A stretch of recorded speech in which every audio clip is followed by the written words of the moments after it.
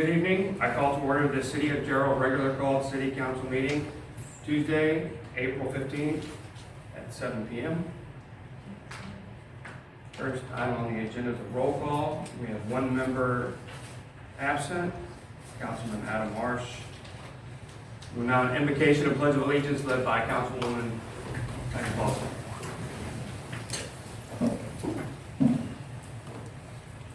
Heavenly Father, we come before you today asking for your guidance, wisdom, and support as we begin this meeting. We thank you for our opportunity to serve the citizens of Gerald. May our decisions be a reflection of your will and purpose. Continue to watch over and lead our mayor, council, city staff, boards and commissions, our first responders, our military, our schools, our businesses, and our citizens. Continue to grant each of us your wisdom and love in our decisions so it will benefit all that we serve. But we also ask for your blessings on National Day of Prayer on May 1st, 2025. We give you thanks for your blessings of freedom and liberty and for the opportunity to pray and worship freely. Amen. I pledge allegiance to the flag of the United States of America and to the republic for which it stands, one nation, under God, indivisible, with liberty and justice for all.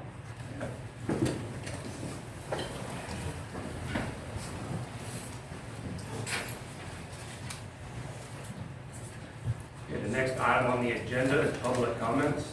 I believe we have two of them here. First, Ms. Kathleen Martin. Good evening, Council. Thank you for letting me speak. I just wanted to say there was an item on your agenda, 4.1, that people withdrew. And I know that Gerald's going to grow. There's no big ands or buts about that, and that's great. However, they were asking for SF3, and the Planning Council said SF2 would be better. I think that's how that goes. And so we're asking, I would live in Calumet subdivision, right across the highway. And I'm hoping that maybe you would consider, if they come back, maybe building a park through there, because they'd like a grand entranceway to their subdivision, because that would keep it off that main road and give us a little bit of a park for everyone to enjoy. So I just want to tell you thank you for letting me talk to you and think about those things, and that's it. Thank you. Thank you.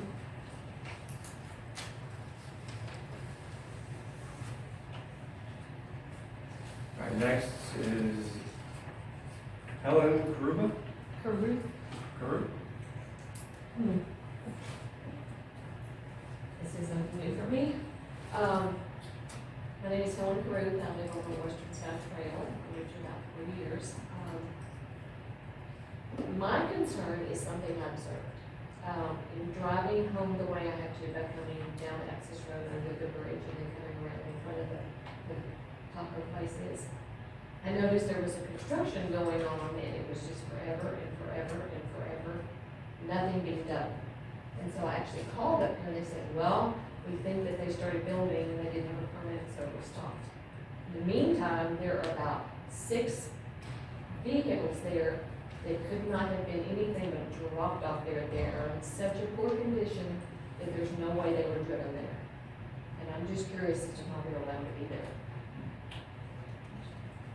Because it's very, I think it's a very poor example of Gerald and who we are and what we allow. I mean, that was something that just concerned me. So that's Thank you. Thank you.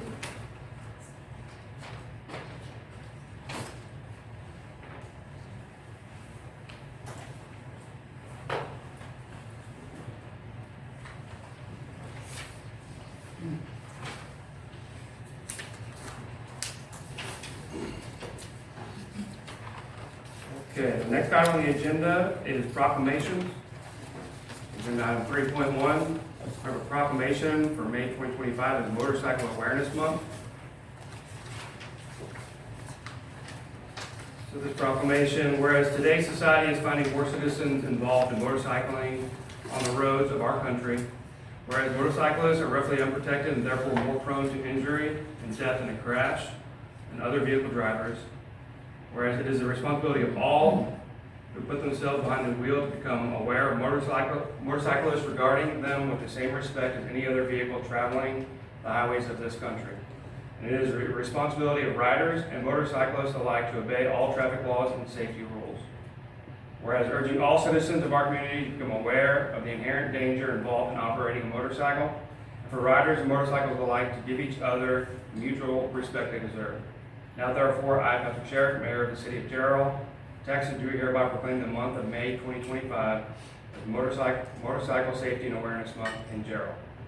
Further, I urge all residents to do their part to increase the safety and awareness in our community.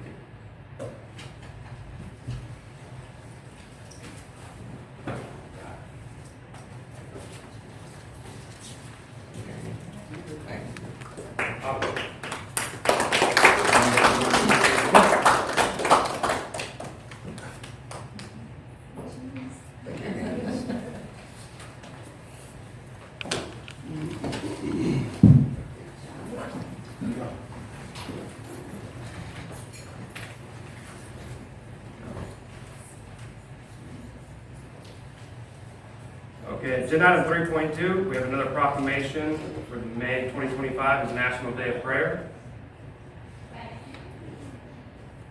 Whereas once a year, faithful Americans set aside their denominational differences, bow their heads in prayer. And whereas the National Day of Prayer is a powerful display of unity in a country often divided by beliefs, politics, and culture. And whereas from a bustling city squares to quiet rural chapels, millions come together to pray for the nation's future, seeking guidance, healing, and strength. Whereas inviting people of all faiths to pray according to their own traditions, whether in silence, whispered in pews, or declared in public, these prayers weave together a diverse nation, proving that in times of uncertainty, America still believes in the power of prayer.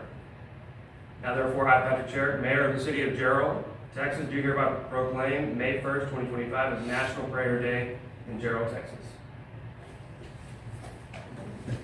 Giving this to you.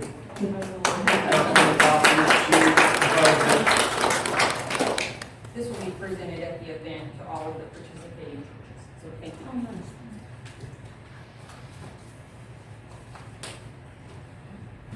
All right.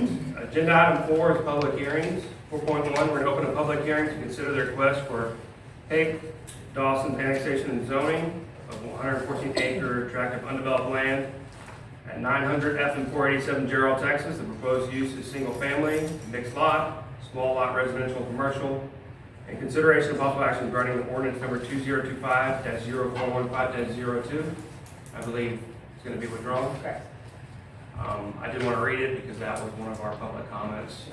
She was talking about this, so it is being withdrawn. It's not up today. It will be on. I asked them if they would bring it back for a future, and they said they anticipate it, but not for sure right now. So if they bring it Okay. back, then it'll start all over from planning and zoning again. Okay. This was the end of their cycle for this submission.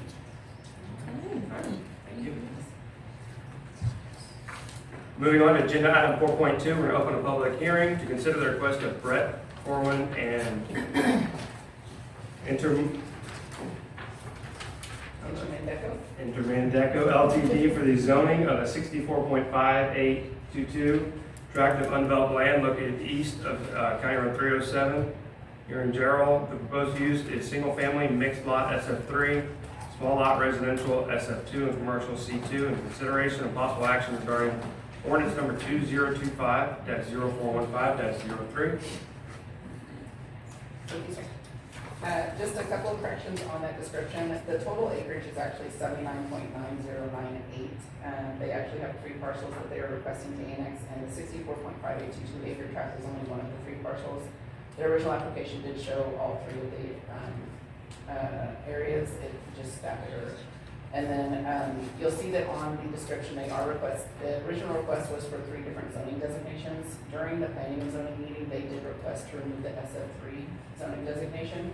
I did keep it on this legal ad because that is how it was advertised for P&Z, and I just wanted to be consistent. You do have the amended application in your packet. And it was, when it was legally advertised in the paper a few weeks ago, it did have all three, but just, on the bias correction, that they are not requesting SF3 zoning, they are only requesting SF2 and C2. The C2 zoning request, both of them are actually in compliance with the future land use plan. I'm trying to open my packet right now, I apologize. Planning and zoning did consider this case on March 11th, I believe, March 11th or 12th, and they did recommend approval of the request. I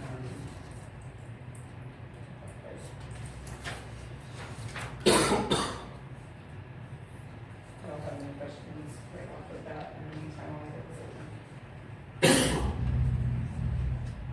Did they say what commercial plans they had for that? No, ma'am, so when we do look at zoning designation, it's any one of the uses that are allowed within C2, we do not ask them what they're going to do then. We don't ask them specifically if it's this type of use or this type of use, we just, if it's allowed by C2, then it's allowed, we don't. I need to study on what's allowed in C2. It's general commercial, so, not like a grocery store, but, smaller uses, maybe a convenience store, local retail, stuff like that, because generally it's allowed within that C2. I can actually pull it if you want. Oh, I can look it up. I'm sorry, I should have done it before we started. So included in your packet were the tax maps, of layout showing the zoning designation. It did still have that SF3 on there. So imagine if you just crossed through that SF3 and made it all SF2, that was their amended request. What is staff's recommendation? Staff recommends approval of the request. Okay. Yes, sir. It is in compliance with their land use plan, it's consistent with the existing uses in the general area. Yeah. And that'll be, a little bit clearer on future cycle rates.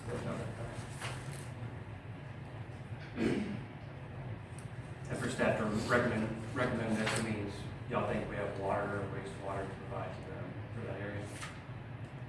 So when I'm looking at this stage, I'm looking at zoning compliance, like compliance with land use plan.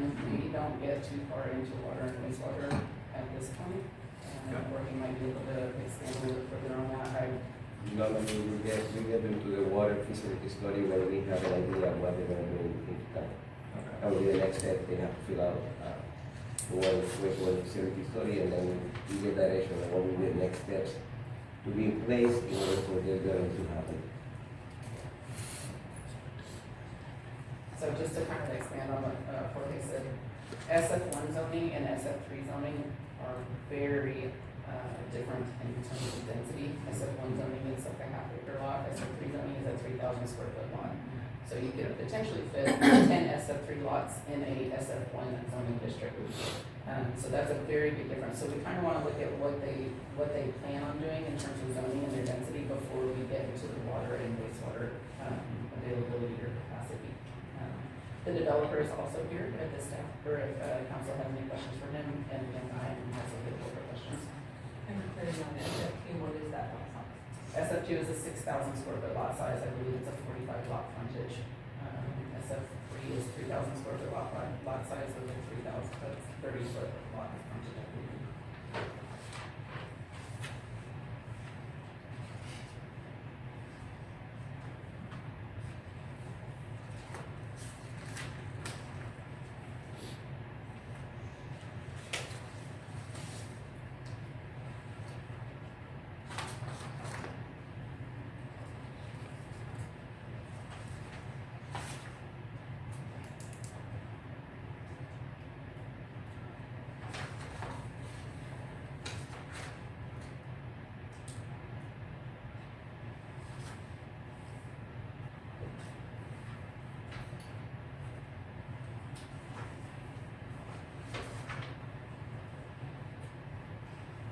So, without me getting a calculator out and doing the math, for that many acres and the lots they're, proposing or asking about, and then doing SF2, any roughly idea how many homes that would be in that amount of space? So right off the bat, you take out about 30% for your streets, drainage, items like that. So if we take out, so 74 acres, minus 30% would be about 51 acres. 51 acres is approximately 43,000 square feet. So you said SF2?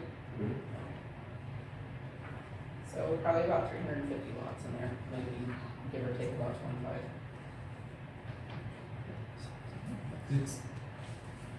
Clarify for me. It's okay. It ends up being, it's about 250 lots on 80 acres. And then I'll be back in a few weeks. We're adding some additional acres to the north. So that the project in total will be about 350 homes. There's some floodplain that's along the eastern boundary that took away some. Took some of your developable Yeah, so- area away, okay. But you said total build out with phase 2, what you're gonna bring in a couple weeks would be about 350? Yes, ma'am. Okay.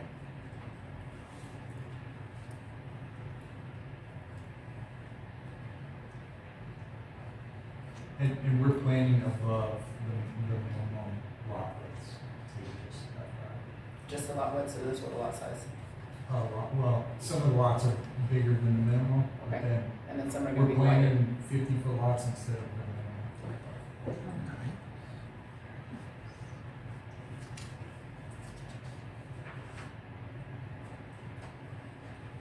One concern, you touched on is on water capacity over there, you know, for planning, zoning, or for us to approve this layout, are we gonna be able to support it?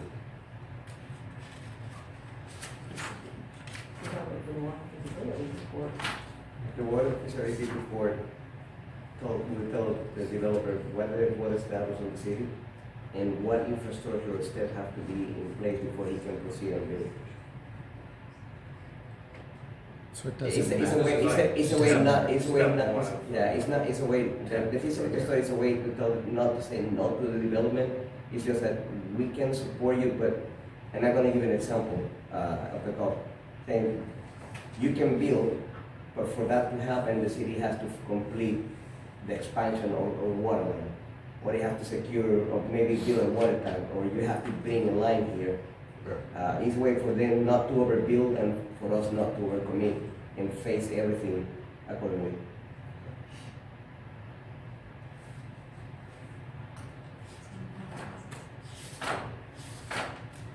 It's only saying that they can come here Yeah. on that piece of property. Okay. I understand that, I just wanna make sure that we're not stretching. This would not be committing ourselves to any power at this Correct. point. Exactly. Actually, we'd just be saying yes, you can, and then in the city of Pure zoning, it would take a few more steps for us to commit to any water capacity for this development.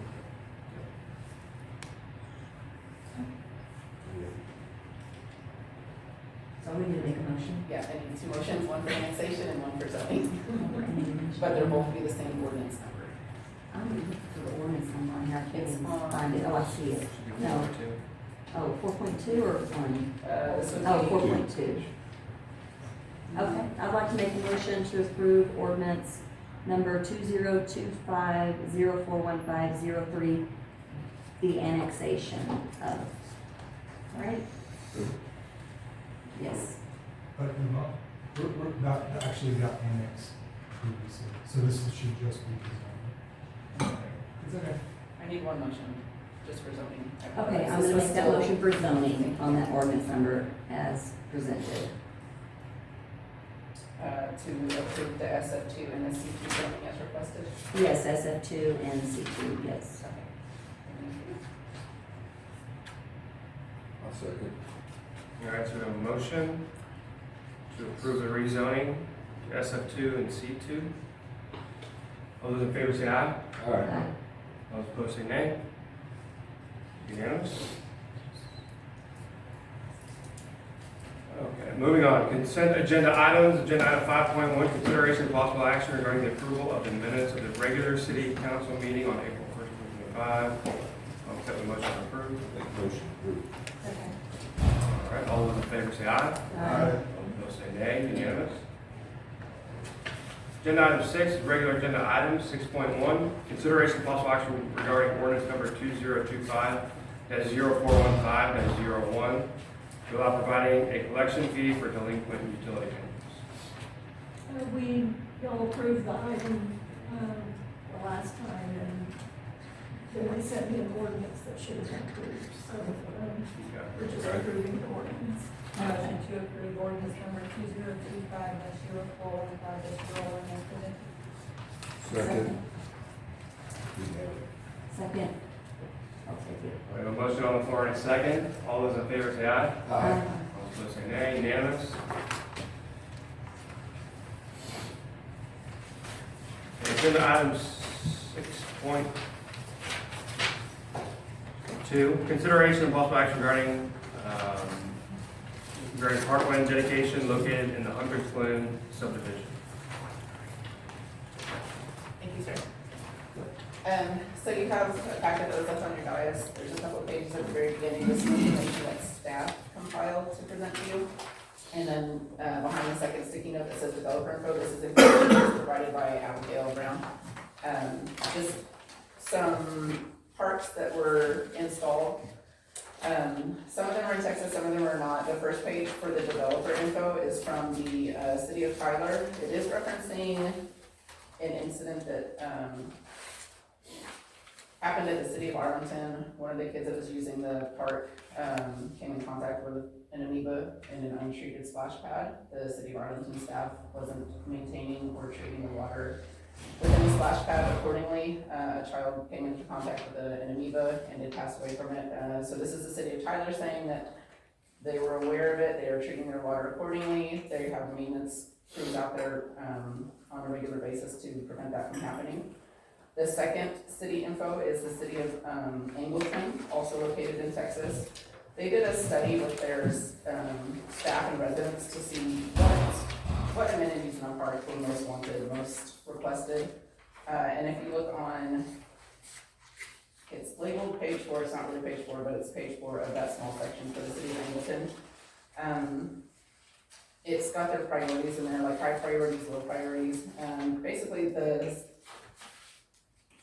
city residents said that they wanted splash pads, swings, trails, bike paths, skate area, obstacle course, green space, mini golf, basketball courts. So splash pads are in high demand in the area. There's information on a splash pad at Mon Park. I'm not quite sure what that is, if it's in the city, or I'm sorry, in the state of Texas.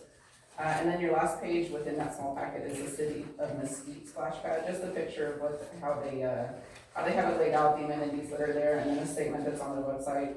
The spray zone is designed as a single-use pass-through system where the water is not recirculated, which reduces the chance of bacteria that can be found in recirculating systems. The spray zone is also designed with water conserving features and timers to reduce the amount of water used.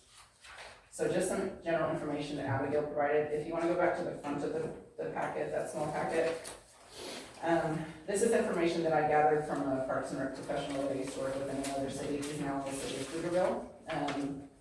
He was just giving me some cost features, some information.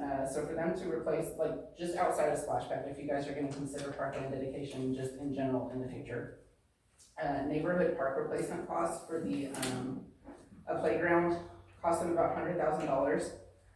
In the city that I used to work in, that's the first picture on the first page, right about there in the middle of the page. The playground equipment at this park lasted for about 25 to 30 years. It was replaced about 2 to 3 years ago at a cost of about $280,000.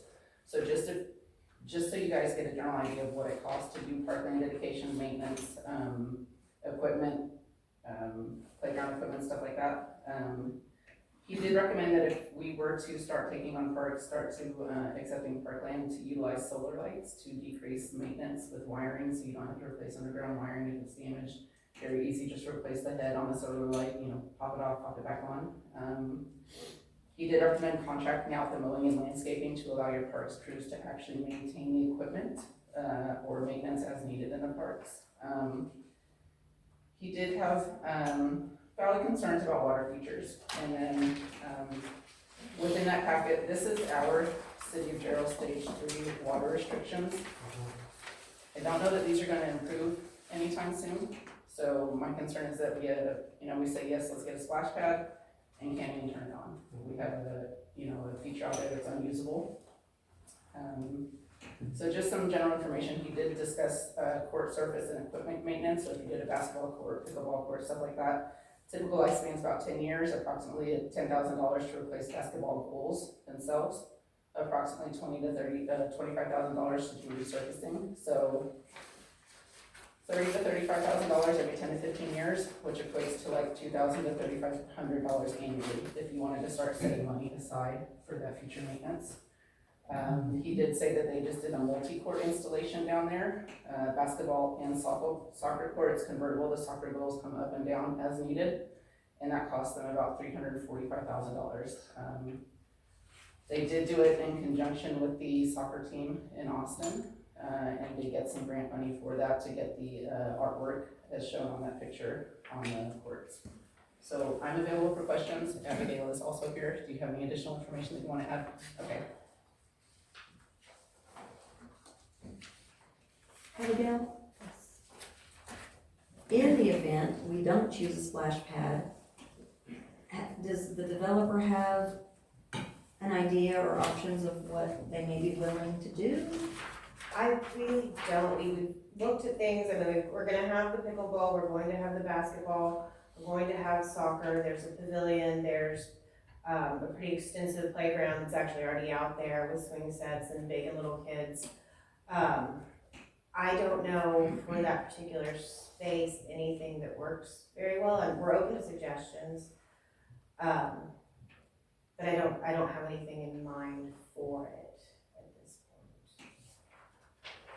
I had a question. I don't know if y'all feel for it, but I know just generally, Gerald says that they'd like a pool, but I don't know if you guys would be for that because. I think a pool's gonna cost you more than a splash pad's gonna cost you as far as maintenance and chemicals and liability and insurance. We were trying to, Staffing. yeah, we were really mindful with our park layout to make it as minimal maintenance for Gerald in the current time, which is part of the reason for suggesting a pass-through splash pad, because when it gets hot in Texas, that makes pumps go out, also makes the water not really all that pleasant. But when the pumps go out, you've got maintenance, and when I looked at other cities and some of these in the articles that I provided you, it was like you would hire a $70,000 a year person to do your Parks and Rec just for that park and that splash pad. And I didn't think y'all were there yet. And if you have a pass-through system, those are just mechanical features. They're not, it's not a full-on pump. It's just, passing through, and then that would go into that pond. But so my suggestion, I think the park is really economically feasible. It should be fairly low maintenance. I do have a landscaping crew that's gonna be doing our HOA property that I could happily provide y'all information of. He's very reasonable. He's the one putting in the soccer field right now. But my suggestion would be definitely take the park, because you're not gonna get a free park, and you have, from my last packet, what everything costs. It's up to you on the splash pad. I would not recommend the recirculation one. I think that's gonna come into the problems that like Sonterra has with their maintenance and it being down. So I'd say either do the pass-through or just don't do one. And then as far as something to replace it, I don't have an idea of anything, but if you think of something, we're open to it. EDC presented last year that workout area. That would be an option right there. Yeah. I think that was gonna cost us like $250,000. Yeah, it was like $230,000. Cause my only concern was just, like with the pool, I know like Florence have a pool, like how are they doing it? There's no way they have a bigger budget than that. And I mean, with a pool, I just know people are like, well, why does Sonterra have a pool and we don't have a pool? We could charge to offset the cost. I mean, it's just an idea, because we're absorbing this, correct? So, I mean, it's just an idea of, I just don't know what else we took, but like you said, $500,000 for a outdoor workout spot, and it's like 100 degrees outside, so.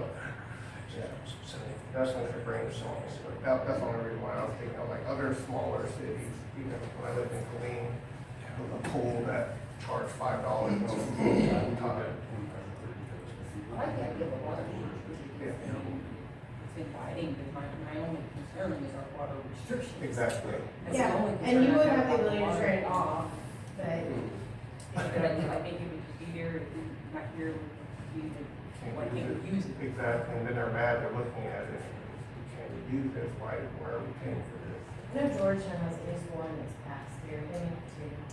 I'm not sure, I know, so I talked to a gentleman from Pflugerville, Yeah. so I know that they've got multiples.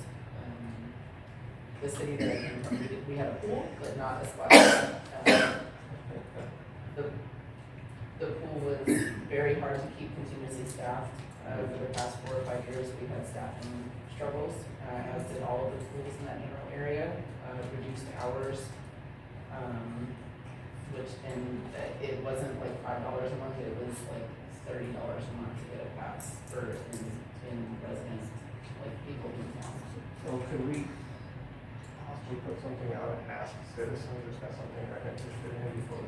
So in order for Ms. Brown to get, if you want to do the splash pad, they said that they need to do it very quickly. Oh. So if you want to look at this part without the splash pad, look at accepting it, then that would be my recommendation at this point. And then if you want to look at a water feature for the future, for a future park, then that may be a possibility, but I don't know that we'd be able to do a citizen survey in time to get responses and still have them order the equipment for the splash pad. One thing to consider with pools, I work for a company building pools. Pool have to be, they have to recycle the water, the total amount of water, X amount of hours depending on the usage.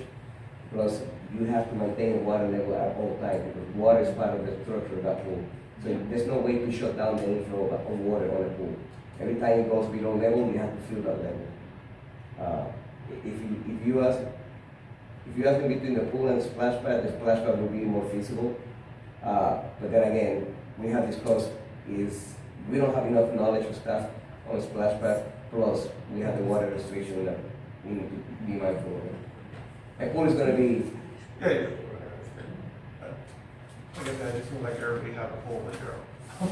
I understand, but pools are yeah.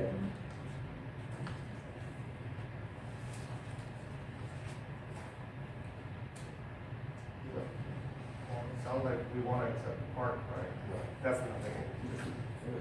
Unfortunately, it sounds like we're not comfortable doing this splash pad. Although generous that they're offering, it might give you something to wait on. It just takes. How much does a splash pad cost to? I think Everything it's is- 250,000. To put it in. So then if we want to do it in the future, it's gonna cost us Yeah. $250,000. I have the exact estimate. So It doesn't include some of the. turn down $250,000. Are we gonna require them to redesign and re-engineer something else to go in its place? Or should we just have dirt?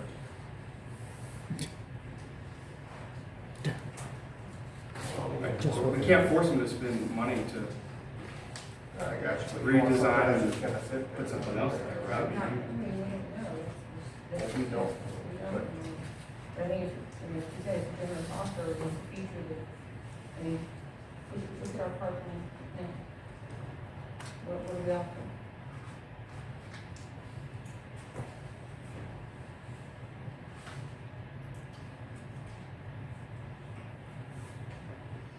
Abigail, if they chose to accept the park without the splash pad at this time, would we be able to come back within the next month or so with like an alternate option for that splash pad? Yeah, area? we'd absolutely be open to that. I mean, it's not Okay. like a whole dead deal, it's just within the city. Okay. Like estimate. I mean, Yeah, it's $230,000 just for the equipment on the splash pad. We'd also have to have it installed and have some concrete work done, but so roughly 250.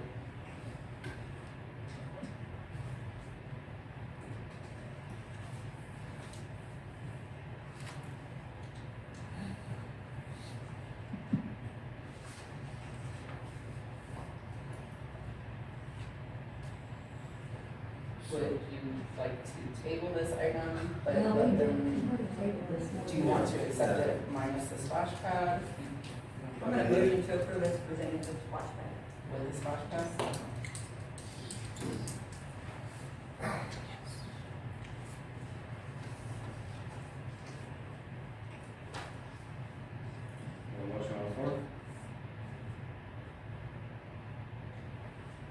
second All right, we have a motion on the floor and a second.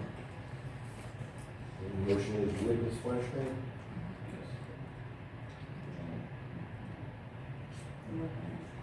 Ready to turn off the city. And we have to start rolling our maybe somehow, somewhere, somewhere. Right. All right, we have a motion on the floor and a second. If there's no further discussion, all those in favor say aye. Aye. Aye. So it passes 3-2.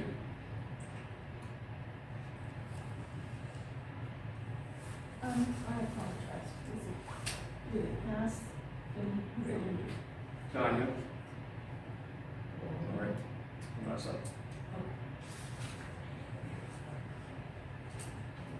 I didn't know America voted. We have one member absent.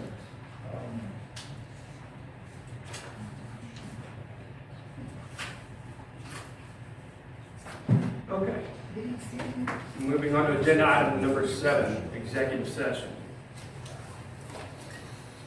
We're going to adjourn to executive session pursuant to Texas Government Code Section 551.071 to seek the advice of its attorney regarding pending or contemplated litigation or a settlement offer or on a matter in which the duty of the attorney to the governmental body under the Texas disciplinary rules of professional conduct of the State Bar of Texas clearly conflicts with the Texas Government Code Chapter 551 to wit: A, EEOC charge number 451-2024-02957, complaint of Daniel Singh. B, Infomark LLC versus City of Gerald, docket number 24-3086-C480, the 480th Judicial District Court of Williams County. C, BE Theon Partnership number 3 versus City of Gerald, cause number 20-0125-C425 in the 425th District Court of Williamson County. D, Labatt 312 Performance Agreement. E, DMB and Ranch Water LLC MOUs. F, Notice of Default Letter for Cielo Gardens and the Gronk. G, Council Direction in regard to delinquent accounts. And H, possible misrepresentation of the city. At this time, Gerald City Council is now adjourned.